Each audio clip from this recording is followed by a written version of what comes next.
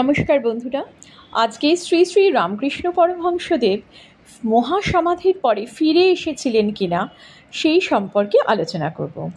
শ্রী শ্রী ঠাকুর রামকৃষ্ণের প্রত্যাবর্তন সম্পর্কিত অনেক কাহিনী ভক্তমণ্ডলীর মধ্যে প্রচলিত আছে।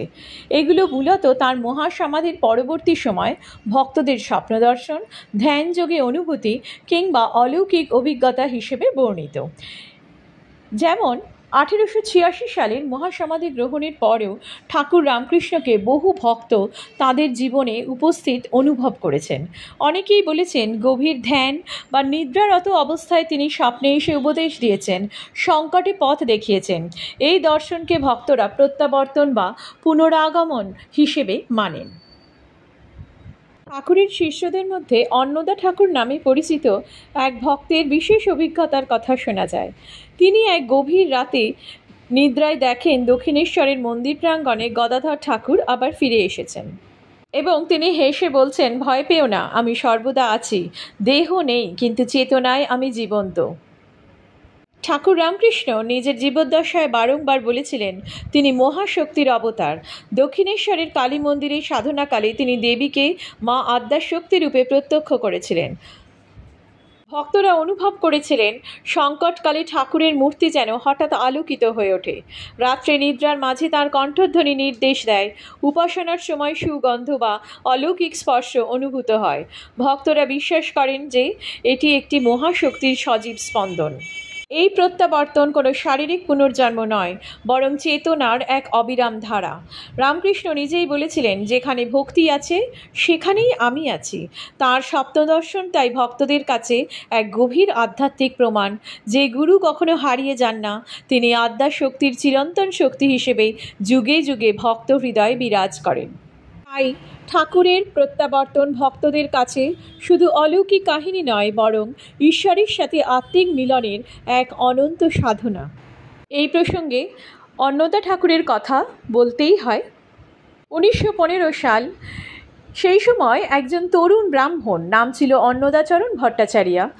এই অন্নদাচরণ ভট্টাচার্য তিনি আয়ুর্বেদিক চিকিৎসক রূপে খুবই বিখ্যাত হয়েছিলেন।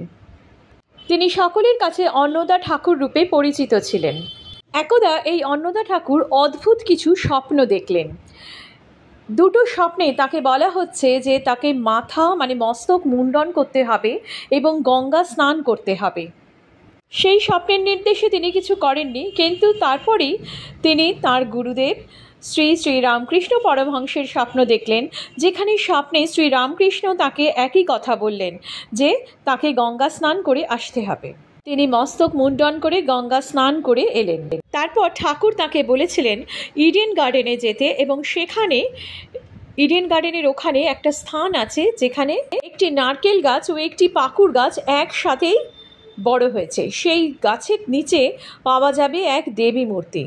ঠাকুরের নির্দেশ অনুযায়ী অন্নদা ঠাকুর সেখানে গিয়েছিলেন এবং সত্যি একটি দেবী মূর্তি পেয়েছিলেন। এই দেবী মূর্তিকে পেয়ে অন্নদা ঠাকুর তাকে গৃহে নিয়ে আসেন এবং পূজা শুরু করেন। কিন্তু অদ্ভুত কাণ্ড, ঠাকুর আবার একটি স্বপ্ন দেখলেন।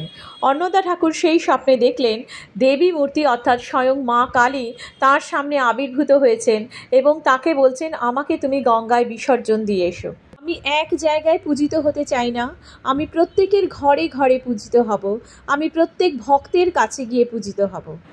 তারপর মা কালী তাকে 16টি কারণ দেখালেন যে কেন তাকে বিসর্জন করতে হবে এবং তিনি ভক্তের ঘরে ঘরে গিয়ে পূজিত হতে চাইছেন।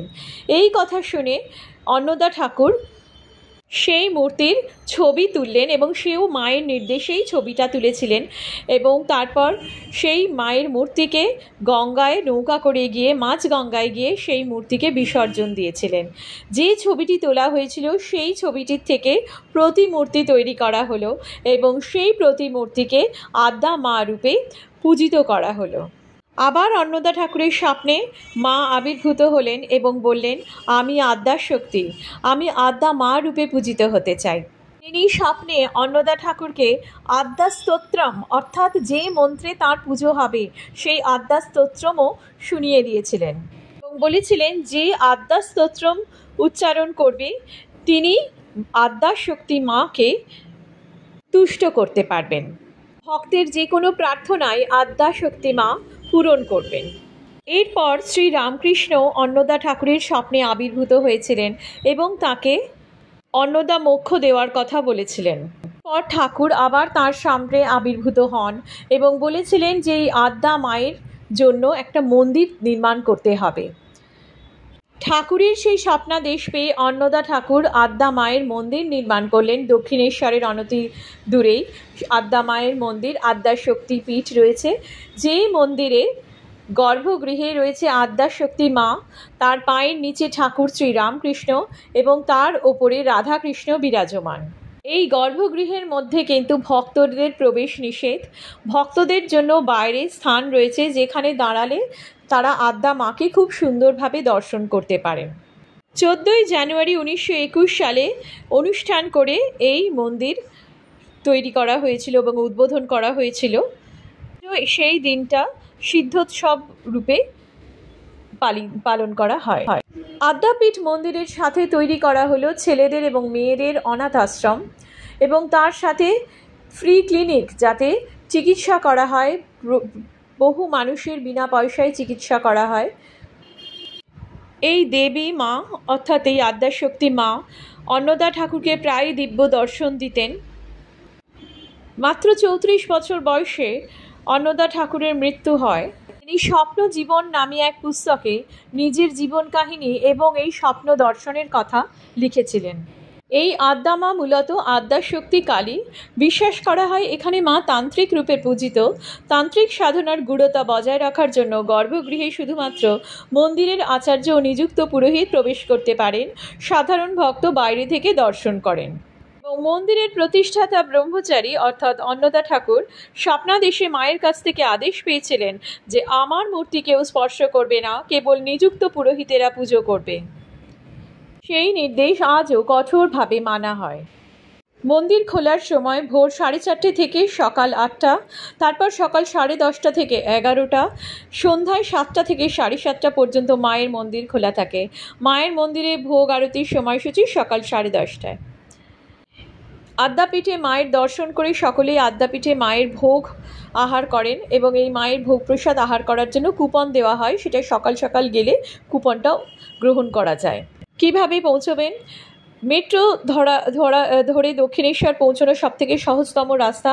মেট্রো রেল ধরে দক্ষিণেশ্বর পৌঁছে সেখান থেকে যে কোনো অটোতে চলে যাওয়া যাবে আদ্যাপীঠের মন্দিরে। আদ্যাপীঠের মন্দিরে আদ্যাশক্তি মা বিরাজমান। দেবীর অনেক অলৌকিক কাহিনী আছে, পরবর্তী কোনো ভিডিওতে আলোচনা করব সেই সব অলৌকিক কাহিনী নিয়ে। দেবী খুবই জাগ্রতা। এই জাগ্রতা দেবীকে পুজো করার জন্য দূর দূরান্ত থেকে লোক আসতে থাকে। বলা হয় দিনে একবার আদ্যা স্তোত্রম উচ্চারণ করলে তা কিন্তু দেবীকে প্রার্থনা করা হয় এবং যে কোনো ভক্তের যে কোনো মনোবাঞ্ছা দেবী পূরণ করে থাকেন। আজকের এই ভিডিওটি কেমন লাগলো অবশ্যই লাইক, কমেন্ট, শেয়ার করবেন এবং নতুন বন্ধুরা চ্যানেলটিকে সাবস্ক্রাইব করবেন। আর যারা পুরনো আছেন তাদেরকে অসংখ্য ধন্যবাদ আমার পাশে থাকার জন্য, আমাকে সাপোর্ট করার জন্য। জয় আদ্যা মায়ের জয়।